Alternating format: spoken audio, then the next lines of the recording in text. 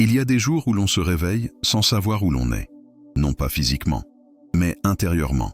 L'esprit divague dès les premières secondes. Il saute d'une pensée à l'autre, comme un papillon affolé dans une pièce sans fenêtre. Une chose à faire, puis une autre, puis une peur, une urgence, un souvenir. Et tout à coup, il est midi, et l'on n'a pas vraiment commencé sa journée. Ce vertige intérieur, ce bourdonnement diffus, personne ne le voit, mais il vous consume, lentement, en silence. Vous êtes là, debout, mais éparpillé, comme un jardin abandonné où chaque herbe folle étouffe la racine. Et pourtant, il y a ce désir, ce rêve discret que vous n'avez jamais vraiment osé formuler à voix haute. Retrouver une présence calme, une clarté inébranlable, avoir un esprit comme un ciel limpide après la tempête, pouvoir regarder votre journée et dire « Je suis ici, je suis là, et je choisis ». Mais par où commencer quand l'intérieur semble trop bruyant, quand chaque tentative de se concentrer devient un nouveau combat contre soi-même? Sénèque, dans sa sagesse tranquille, nous tend une image. L'esprit est un jardin, et chaque pensée qui vagabonde sans direction est une mauvaise herbe. Elle n'a pas l'air dangereuse au début, elle semble même inoffensive. Mais si vous la laissez pousser, elle recouvre tout. Et bientôt, vous ne distinguez plus la fleur de l'envie profonde, ni le fruit du projet sincère. Tout est envahi, tout est confondu. La clarté ne peut grandir sans discipline intérieure. Pas une discipline violente, mais une présence consciente.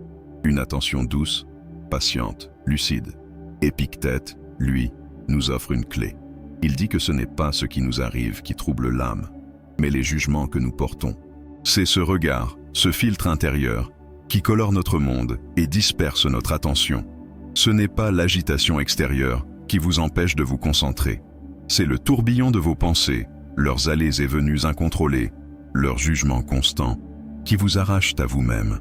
Et si vous appreniez à les observer, à ne plus les fuir, à ne plus y croire les yeux fermés, ce voyage que nous allons entamer ensemble ne vous demandera pas d'ajouter du bruit à votre vie. Il vous invitera, au contraire, à redécouvrir la puissance du silence, la solidité d'un esprit recentré, la lumière d'une attention retrouvée. Vous n'avez pas besoin de forcer. Vous n'avez jamais eu besoin de forcer. Vous avez besoin d'apprendre à voir, à ressentir, à orienter votre regard intérieur. La pleine conscience, la méditation. 2 voies, 2 langages du calme, 2 manières de reprendre les rênes de votre vie mentale. Aujourd'hui, vous ne cherchez pas la méthode parfaite. Vous cherchez une paix qui vous ressemble, une pratique qui vous réconcilie avec vous-même, une voie douce pour que l'esprit cesse de courir, et pour que, chaque matin, au lieu de vous perdre, vous puissiez enfin commencer à vous retrouver. Certains matins, on se lève avec la sensation de n'avoir jamais dormi. Le corps est réveillé, mais l'esprit, lui, est encore perdu dans un labyrinthe invisible. Une pensée surgit. Il faut répondre à ce message. Puis une autre. Ne pas oublier cette tâche. Puis encore une autre. Pourquoi cette phrase dite hier continue de tourner en boucle? Et avant même d'avoir posé un pied au sol, l'esprit est déjà éclaté, divisé, fragmenté. Ce n'est pas une fatigue physique, c'est une lassitude mentale, une accumulation de morceaux de soi-même éparpillés dans toutes les directions. Ce mal n'a pas de nom criant, il ne se voit pas, mais il pèse lourd. Il vous empêche de lire une page entière sans revenir au début. Il vous vole des heures entières, sous prétexte d'efficacité. Il vous fait passer d'un onglet à l'autre, d'un écran à l'autre, d'un souci à l'autre, sans jamais s'installer quelque part. Et le soir venu, quand vous vous demandez ce que vous avez vraiment accompli, vous n'avez pas de réponse claire. Juste l'impression d'avoir été occupé, à fuir. À fuir quoi? L'instant présent. Vous-même. Le stoïcisme, loin d'être une froide philosophie de détachement, commence justement là, par la lucidité, par le courage de voir ce qui est. Sénèque ne vous demande pas de tout contrôler. Il vous invite à observer, à reconnaître que votre esprit est agité et qu'il ne s'apaisera pas par la force, mais par la conscience. Il ne s'agit pas de lutter contre vos pensées, mais de commencer à les cartographier, comme un astronome qui dresse la carte du ciel avant de viser une étoile précise. Vous ne pouvez pas viser juste si vous ne savez pas où vous êtes. Prenez une demi-heure, une seule. Et chaque fois qu'une pensée surgit, notez-la, sans jugement, sans filtre. Écrivez-la comme elle vient. Peut-être, je dois appeler ma sœur. Puis, pourquoi m'a-t-elle parlé ainsi? Puis encore, Et si je perdais mon travail? Vous verrez, un schéma apparaîtra, un rythme, des cycles, des obsessions. Ce n'est pas un chaos total. C'est un mécanisme inconscient qui, une fois vu, peut être transformé. Pas d'un coup, mais doucement, par la répétition, par l'attention, par le choix. La fragmentation n'est pas une fatalité, c'est une conséquence d'une vie menée à l'extérieur de soi, d'une accumulation d'impressions jamais digérées, d'un regard toujours tourné vers ce qui manque, ce qui presse, ce qui blesse. Revenir à soi, c'est déjà rassembler les pièces. C'est accepter qu'avant d'atteindre la concentration, il faut passer par la reconnaissance de la dispersion. Car ce que vous ne voyez pas, vous le subissez. Ce que vous nommez, vous pouvez commencer à orienter. Rien n'est plus précieux que votre attention. Elle est la porte de votre présence, le socle de votre pouvoir personnel. Elle est le début de tout ce que vous espérez construire en vous. Si elle est morcelée, tout le reste s'effondre. Si elle est rassemblée, tout devient possible. Ce n'est pas une question de talent, ni de discipline brutale. C'est une question d'intimité avec soi-même, de clarté. Et cette clarté, vous la méritez, parce qu'elle est déjà là, sous les fragments, sous le tumulte. Elle vous attend. Il y a des jours où l'on traverse sa propre vie sans jamais y entrer. On parle, on répond, on mange, on avance. Mais à l'intérieur, tout est flou, comme si on assistait à sa journée à travers une vitre.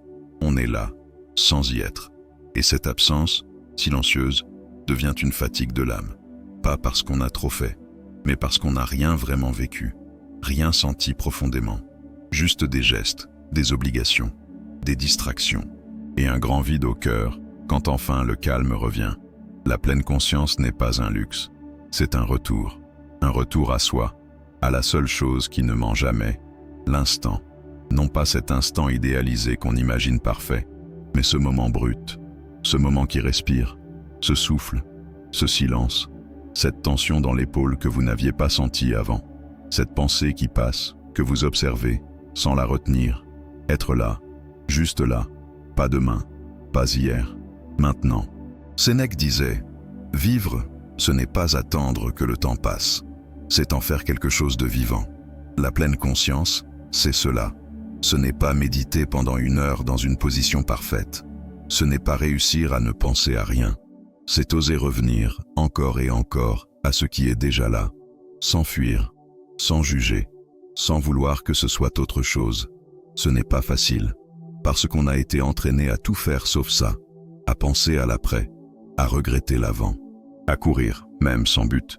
Mais vous pouvez commencer simplement, 3 fois par jour, juste respirer, s'arrêter, sentir l'air qui entre, qui sort, s'ancrer dans le corps, dans le cœur, dans cette seconde unique, peut-être pendant 30 secondes, 1 minute. C'est peu, mais c'est déjà tout. C'est une brèche dans le flot, une pause dans le tumulte, une main tendue à soi-même. Et plus vous le ferez, plus ce moment s'étirera. De l'intérieur, la pleine conscience ne résout pas tous les problèmes, mais elle vous rend présent, et un esprit présent voit plus clair, réagit moins, choisit mieux. Elle devient ce rocher immobile au milieu du courant. Le monde peut bouger autour de vous, mais vous restez ancré, pas rigide, pas fermé, ancré en vous, en ce que vous ressentez, en ce que vous vivez, et de là naît une force douce, une clarté tranquille, un respect silencieux de votre propre présence. Tu n'as pas besoin de devenir quelqu'un d'autre, tu n'as pas besoin de tout comprendre, tu as juste besoin d'être là, vraiment là, et c'est déjà immense.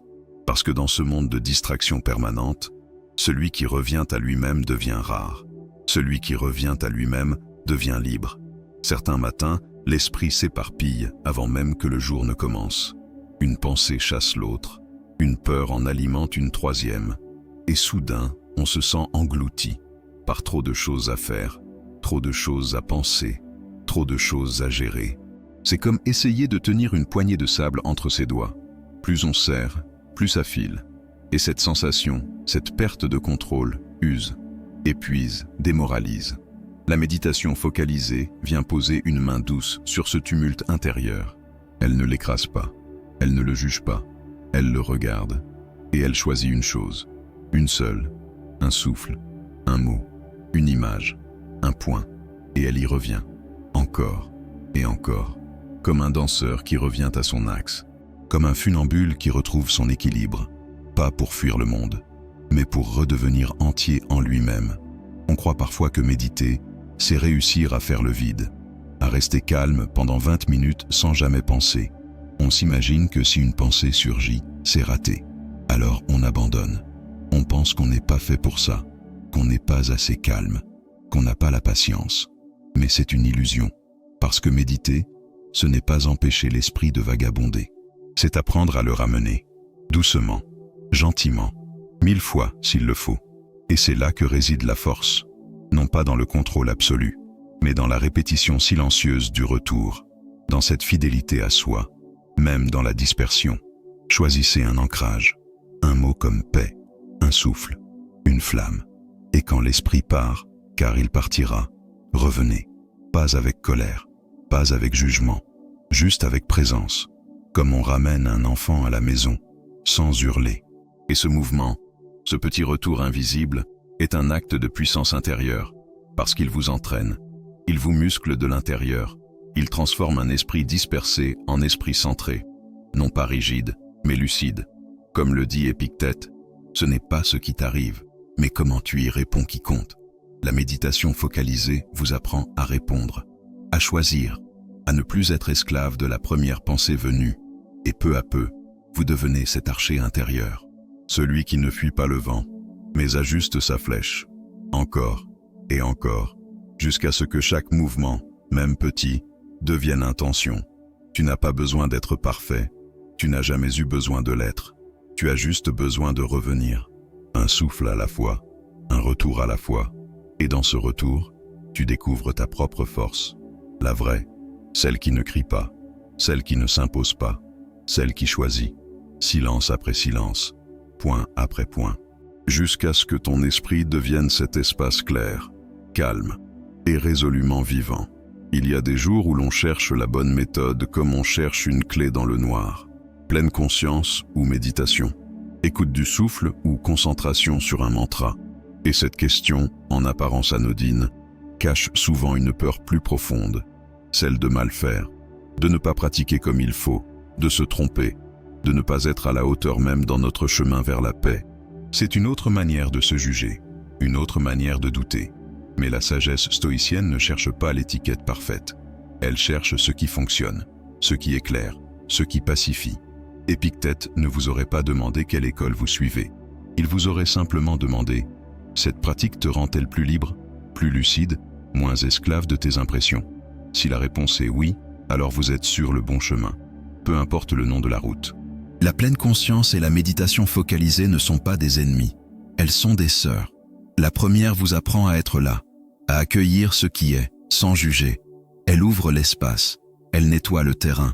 La seconde vous entraîne à revenir, à choisir une direction, à tenir. Elle donne de l'élan, elle sculpte la clarté. Ensemble, elles forment un cercle. L'une prépare, l'autre canalise. Et les deux nourrissent cette force intérieure que rien n'ébranle. Commencez par 5 minutes de scan corporel. Ressentez vos pieds, vos jambes, votre ventre. Observez, accueillez, sans corriger, sans analyser. Puis entrez dans la méditation focalisée.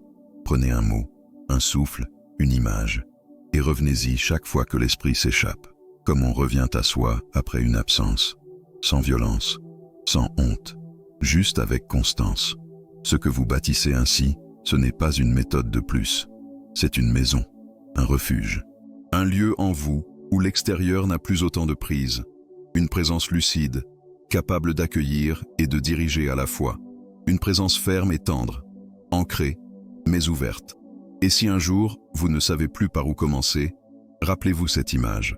Le ruisseau de la pleine conscience irrigue les terres, le fleuve de la méditation leur donne un cap, et votre esprit est ce champ intérieur qui, jour après jour, devient fertile de paix, clair de sens, calme de force, sans dogme, sans rigidité, juste vivant, profondément vivant. Il y a une lassitude qui ne crie pas, un ennui qui s'installe comme une brume. On s'assoit pour méditer, pour respirer, pour être là. Mais au bout de quelques secondes, l'esprit réclame autre chose. Une distraction, une sortie, un écran, une pensée. Et la question monte, insidieuse. À quoi bon? Pourquoi m'imposer cela? Si tout en moi lutte contre cette pratique, ce n'est pas l'agitation qui vous empêche, c'est la résistance. Cette petite voix qui murmure « Tu pourrais faire quelque chose de plus utile, de plus plaisant, de plus facile ». Mais ce murmure, Sénèque le connaissait. Il écrivait « L'effort contre soi-même est la victoire la plus noble ». Non pas l'effort brutal, rigide, exténuant, mais cet élan doux, constant, qui ne fuit pas devant la difficulté. Cette ténacité qui ne se débat pas, mais qui reste, qui choisit de rester, même quand c'est inconfortable, même quand l'ennui rôde. La résistance mentale, ce n'est pas un mur, c'est une porte qu'il faut apprendre à ouvrir doucement, patiemment. Pour cela, alterner les rythmes peut devenir une clé. Introduire des pauses actives entre chaque séance. Étirez vos bras, marchez lentement, respirez debout, face à une fenêtre. Offrez au corps un mouvement doux pour relancer l'attention, comme le forgeron qui plonge sa lame dans l'eau, non pour la briser, mais pour la durcir. Ne cherchez pas une expérience spectaculaire. Cherchez la continuité, l'intimité avec l'instant. Acceptez que certains jours, l'esprit se dérobe, et que d'autres jours, il s'installe. Restez là, même si ce n'est pas parfait. Surtout si ce n'est pas parfait. Car chaque minute passée à résister sans fuir, à rester sans juger, est une victoire silencieuse. Une victoire sur l'ancien réflexe de tout fuir, de tout remplir, de tout distraire. Une victoire sur l'ennui qui, en réalité, n'est que le voile posé sur une clarté qui attend d'être retrouvée. Et peut-être que le vrai courage, ce n'est pas de réussir, c'est d'être là, entièrement là, même dans le vide, même dans le flottement, même quand rien ne semble avancer, parce que c'est précisément dans ces espaces que naît la vraie maîtrise, pas celle qui impressionne, mais celle qui transforme, profondément, durable, silencieuse. Ce qui use l'élan souvent, ce n'est pas la difficulté, c'est l'illusion de ne pas avancer.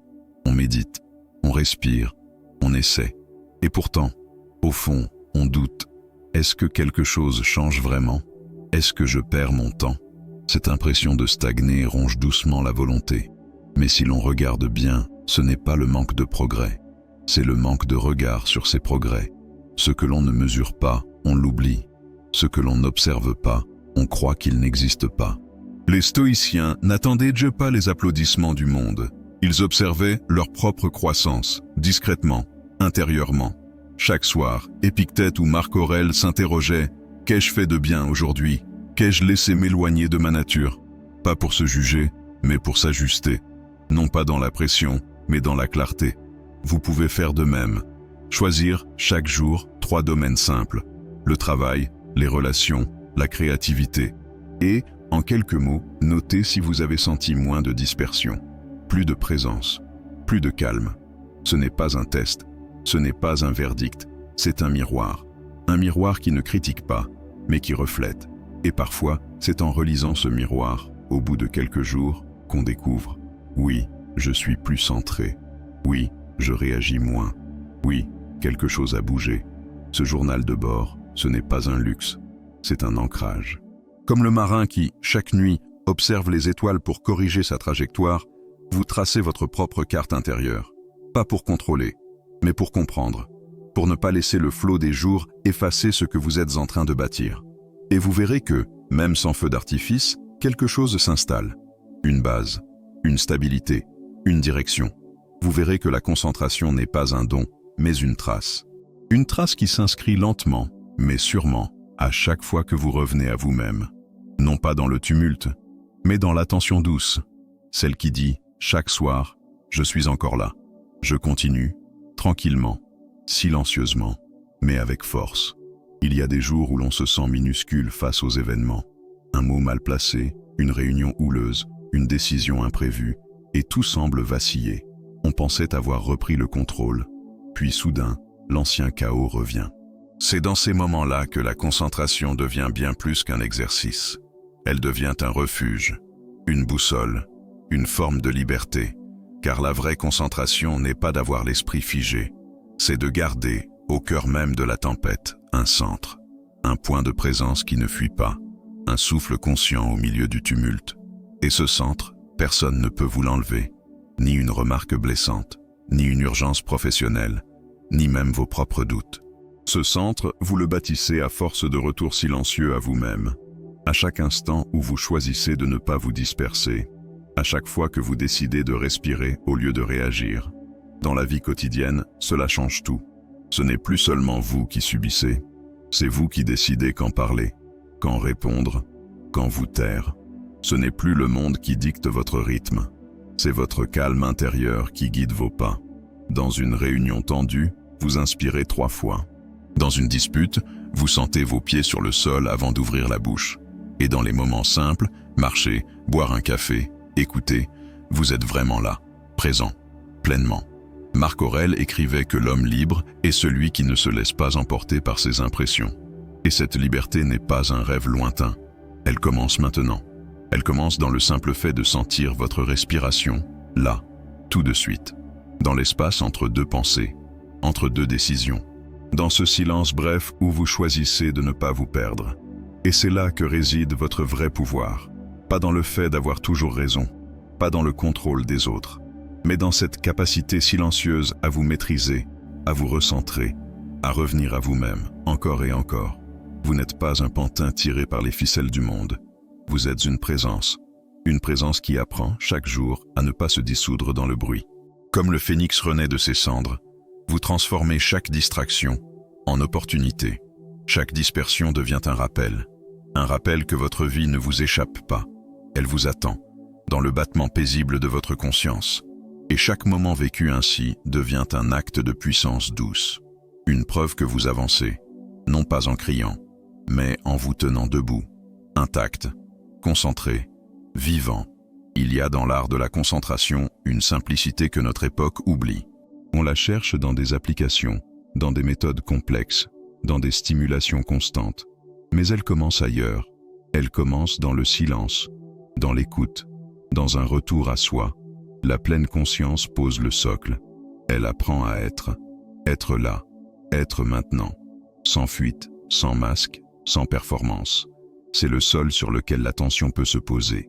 C'est l'ancrage, l'enracinement invisible qui vous maintient debout lorsque le reste du monde vous pousse. Puis vient la méditation focalisée. Elle affine le regard, elle sculpte l'intention, elle transforme la simple présence en puissance dirigée. Elle n'est pas rigide, elle est tenace.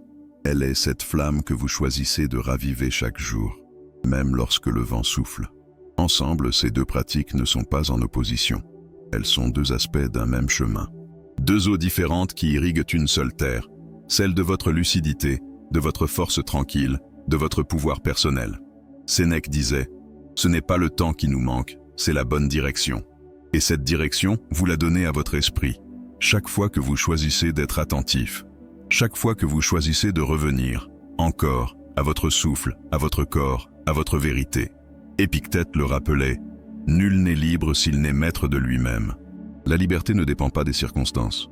Elle dépend de votre capacité à ne pas vous égarer en vous-même, à retrouver ce centre silencieux d'où jaillit votre clarté. Alors, ce n'est pas un grand effort que l'on vous demande, c'est un petit choix, un choix quotidien, un choix invisible aux autres, mais immense pour vous. Le choix de respirer au lieu de fuir, le choix d'écouter au lieu de juger, le choix de revenir à vous, même au milieu du chaos. Choisissez, non pas pour devenir parfait, mais pour devenir libre. Choisissez votre pratique, pleine conscience, méditation, ou les 2. Et engagez-vous non pas dans une course, mais dans un compagnonnage, celui de votre esprit, de votre présence, de votre lumière. Et observez. Observez comment, jour après jour, votre esprit cesse de s'éparpiller, comment votre regard s'éclaire, comment vous devenez, doucement, un phare qui n'a pas besoin de crier, parce que sa seule présence suffit à éclairer tout autour.